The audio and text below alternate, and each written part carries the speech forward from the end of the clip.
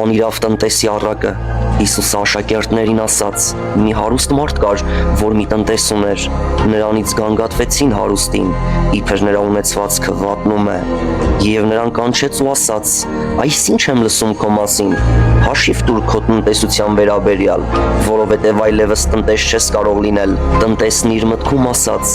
ինչ եմ անելու, քանի որ իմ Տերը տնտեսությունը իմ ձեռքից վերցնում է, հերկել չեմ կարող, մուրալ ամաչում եմ, գիտեմ, թե ինչ կանեմ, որպեսզի ինձ իրենց տներն ընդունեն, երբ տնտեսությունից հանվեմ։ Եվ իր տիրոջ պարտապաններին մեկ առ մեկ իր մոտ կանչեց եւ առաջինին ասաց.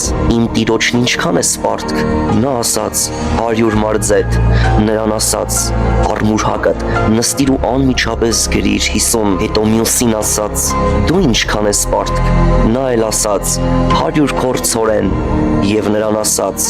արմուր հակդ ու գրիր 80։ Եվ Տերը գովեց անիրավ տնտեսին, որ հնարամտությամբ է գործել, որովհետև այս աշխարհի որդիները իրենց նմանների հետ կապի մեջ լինելով լույսի որդիներից ավելի հնարամիտ են։ Եվ ես ձեզ ասում եմ, անիրավ մամոնայից ձեզ համար բարեկամներ սարքեք, որ երբ այն պակասի, հավիտենական բնակարանների մեջ ձեզ ընդունեն։ Քիչ բանի մեջ հավատարիմը շատի մեջ էլ է հավատարիմ, եւ քիչ բանի մեջ անիրավը շատի մեջ էլ է անիրավ։ Արդ, եթե անիրավ մամոնայի մեջ հավատարիմ չեղաք, ով ձեզ ճշմարիտը կվստահի։ Եթե օտարին պատկանողի մեջ հավատարիմ չեղաք, ձեզ պատկանողը ով կտա ձեզ։ Ոչ մի ծառա չի կարող երկու տիրոջ ծառայել, որովհետև կամ մեկին կատի, մյուսին կսիրի, կամ մեկին կպատվի, մյուսին կառհամարի։ Չեք կարող ծառայել եւ Աստծուն եւ մամոնային։ Այս բոլոր բաները լսում էին փարիսեցիները, որ արծաթասեր էին ու ծաղրում էին նրան։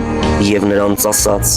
դուք եք, որ մարդկանց առաջ ձեզ արդար եք ցույց տալիս, բայց Աստված գիտի ձեր սրտերը, որովհետև մարդկանց առաջ բարձրը, Աստծու առաջ պիղծ է։